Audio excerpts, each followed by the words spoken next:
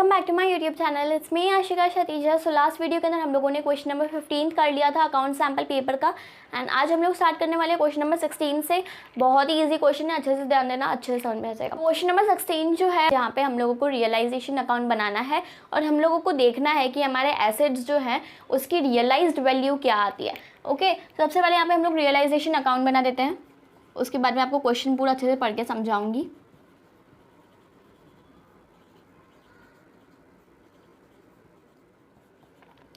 Particulars amount, particulars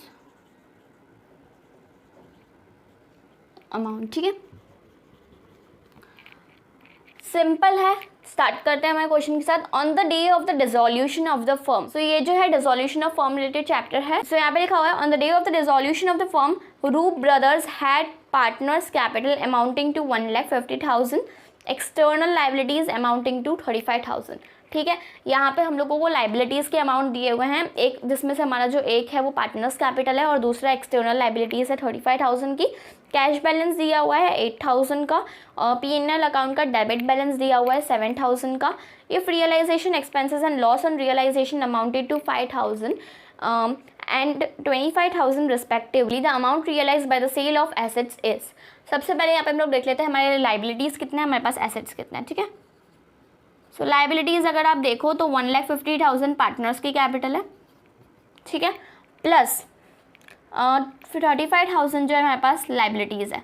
तो यहाँ पे टोटल हमारे पास लाइबिलिटीज़ कितनी होती है, 1,85,000 हमारे पास टोटल लाइबिलिटीज़ है। बट एक कॉन्सेप्ट आपने पढ़ा होगा, total liabilities is equals to total assets, यही होता है हमारा बैलेंस शीट के अंदर। अब यहाँ पे हम लोग को एसेट्स का अमाउंट नहीं दिया हुआ है, बाकी दो कैश का अमाउंट दिया हुआ है और P&L अकाउंट का डेबिट बैलेंस कहाँ पे आता है, P&L अकाउंट का एसेट साइड पे आता है, तो वो आएगा 7,000। ठीक है, तो इसमें से हम लोग माइनस कर देते हैं कैश का amount which is 8,000 and minus कर लेते हैं 7,000 विच इज़ P&L अकाउंट का डेबिट बैलेंस। 8 + 7 = 15, तो 1,85,000 में से 15 माइनस कर दोगे, सो 1,70,000 आपके पास एसेट्स आ जाएंगे। ठीक है, क्या हुआ, जितनी लाइबिलिटीज़ होती है उतनी ही एसेट्स होती है। जैसे हम लोगों ने बैलेंस शीट में हर बार बोला है कि लाइबिलिटीज़ जो होती है अगर एसेट्स के इक्वल आती है तभी हमारी बैलेंस शीट जो होती है टैली होती है। ठीक है, अब यहाँ पे हम लोगों को जो है 1,85,000 जो है टोटल लाइबिलिटीज़ मिल गया, तो हम लोगों ने क्या कंसिडर किया कि मेरे पास एसेट्स की भी उतनी वैल्यू होगी 1,85,000 की। अब उन एसेट्स की वैल्यू जो है 1,85,000 है, जिसमें से हमारे जो 8,000 है वो कैश है, 7,000 जो है P&L अकाउंट का डेबिट बैलेंस है, तो हम लोगों ने वो माइनस कर दिया, तो हम लोगों के पास आ जाएगी एसेट्स की वैल्यू 1,70,000। अब हम लोगों को ये सब चीज़ों को जो है यहाँ पे ट्रांसफ़र करना है। ठीक है, लाइबिलिटीज़ को हम लोग ट्रांसफ़र कर देंगे क्रेडिट साइड पे, एसेट्स को हम लोग ट्रांसफ़र कर देंगे डेबिट साइड पे। ठीक है, सो एसेट्स हमारे पास 1,70,000। ठीक है, लाइबिलिटीज़ के अंदर लाइबिलिटीज़ जो होती हैं उसमें से जो पार्टनर्स कैपिटल की जो लाइबिलिटी है, लाइबिलिटी के अंदर जो कॉलम आता है पार्टनर्स कैपिटल, वो कभी भी रियलाइजेशन अकाउंट के अंदर ट्रांसफ़र नहीं होता है, ना ही जो कैश है वो ट्रांसफ़र होता है। ठीक है, सो यहाँ पे पार्टनर्स कैपिटल तो 1,50,000 का आएगा नहीं, 35,000 एक्सटर्नल लाइबिलिटीज़ हम लोग यहाँ पे लिख देते हैं, एक्सटर्नल लाइबिलिटीज़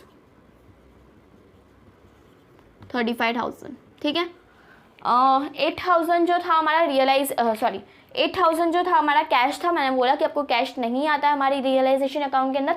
7,000 जो कि P&L अकाउंट का जो है डेबिट बैलेंस है, तो ये जो डेबिट बैलेंस होता है ये भी पार्टनर्स में ही डिस्ट्रीब्यूट होगा, इट मीन्स कि पार्टनर्स कैपिटल के अंदर जाएगा, तो हम लोग वो चीज़ भी नहीं लिखेंगे। उसके अलावा यहाँ पे हम लोगों को लिखा हुआ है if realisation expense and loss, यानी कि यहाँ पे हम लोगों को रियलाइजेशन एक्सपेंस दिया हुआ है, तो रियलाइजेशन एक्सपेंस का हमेशा बैलेंस क्या होता है, डेबिट होता है। कितना दिया हुआ है रियलाइजेशन एक्सपेंस का अमाउंट, 5,000। ठीक है, और रियलाइजेशन लॉस कहाँ पे आएगा, क्रेडिट साइड पे आएगा, तो यहाँ पे हम लोग लिख देते हैं रियलाइजेशन लॉस, इसका अमाउंट दिया हुआ है 25,000। ठीक है, अब यहाँ पे हम लोग को फाइंड आउट करना है कि हमारे एसेट्स की रियलाइज्ड वैल्यू क्या होती है। ठीक है, सो एसेट्स की रियलाइज्ड वैल्यू को फाइंड आउट करने से पहले यहाँ पे हम लोग देखेंगे कि हमारी जो लाइबिलिटीज़ है वो हम लोगों ने कितने में पे ऑफ की है। हमारे पास जो लाइबिलिटीज़ होती है 35,000 की होती है, ठीक है, लेकिन कभी कभी हम लोग क्या करते हैं, कभी कभी हम लोग 32 पे कर लेते हैं, कभी कभी 33 पे कर लेते हैं फुल सेटलमेंट के अंदर। बट अगर यहाँ पे हम लोग को कोई भी इन्फॉर्मेशन नहीं दी हुई है तो हम लोग क्या कंसिडर करेंगे कि हम लोगों ने 35,000 की पूरी लाइबिलिटीज़ जो है पे कर दी है, ठीक है। सो पे कर दी है तो हमारे पास जो है अमाउंट जो है जाएगा, तो हम लोग उसको लिख देंगे डेबिट साइड पे। सो यहाँ पे हम लोग लिख देंगे टू लाइबिलिटीज़, कैश में जाएगा, ठीक है, 35,000। अब हमारे पास खाली एक चीज़ है कि हमारे एसेट्स की रियलाइज्ड वैल्यू क्या है, ठीक है। इसका हम लोग टोटल कर देंगे 1,70,000 प्लस 5,000 प्लस 35,000, सो 2,10,000 इसका टोटल अमाउंट आएगा। 2,10,000 में से हम लोग माइनस कर देंगे 35,000 माइनस 25,000, ठीक है। तो जो रिमेनिंग 1,50,000 है, ये जो आएगी वो आएगी रियलाइज्ड वैल्यू ऑफ एसेट्स।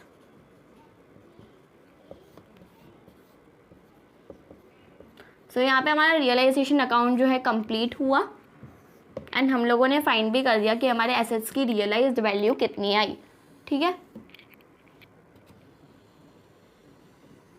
एक बार फिर से आपको मैं समझा दे रही हूँ, बहुत ही ईजी है। सबसे पहले यहाँ पे हम लोग को दिए हुए थे दो लाइबिलिटीज़, एक दी हुई थी पार्टनर्स कैपिटल, एक दिया हुआ था हम लोगों को एक्सटर्नल लाइबिलिटीज़।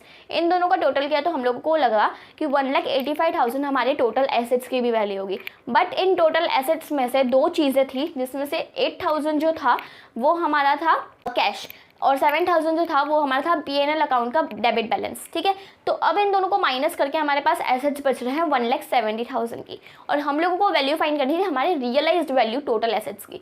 सो रियलाइज्ड वैल्यू कभी भी एसेट्स की निकालनी हो, लाइबिलिटीज़ की निकालनी हो, तो हम लोग उसमें क्या करते हैं, रियलाइजेशन अकाउंट बनाते हैं। तो हम लोगों ने रियलाइजेशन अकाउंट बना दिया, तो हम लोगों ने जो भी लाइबिलिटीज़ थी उसको ट्रांसफ़र कर दिया, जो भी एसेट्स थे उसको ट्रांसफ़र कर दिया, एक्सेप्ट हम लोगों ने पार्टनर्स कैपिटल रिलेटेड ट्रांजैक्शंस और पार्टनर्स कैपिटल का अमाउंट और कैश, बस ये तीनों चीज़ें नहीं लिखी, बाकी हम लोगों ने सब कुछ लिख दिया, ठीक है। सो एसेट्स हम लोगों ने डेबिट साइड पे ट्रांसफर कर दी क्योंकि उसका डेबिट बैलेंस होता है, लाइबिलिटीज़ हम लोगों ने क्रेडिट साइड पे ट्रांसफर कर दी क्योंकि उसका क्रेडिट बैलेंस होता है।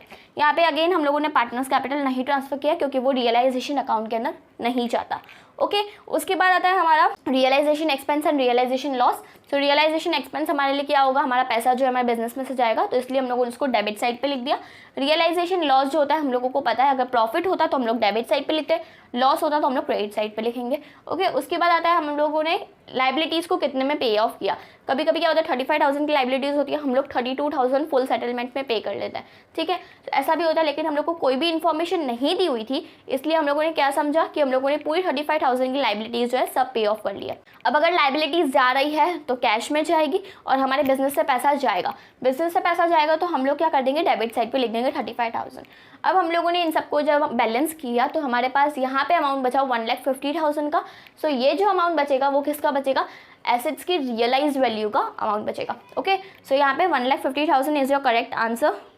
सो option number D 1,50,000 is your correct answer, okay. So यहाँ पे आपका क्वेश्चन जो है कंप्लीट होता है। अगर आपको इस क्वेश्चन रिलेटेड कोई भी डाउट हो तो आप मुझे कमेंट सेक्शन में कमेंट कर सकते हो। एंड अगर आपके लिए वीडियो यूजफुल रहा हो तो उसको लाइक करना, शेयर करना और सब्सक्राइब करना। Meet you in the next video, bye.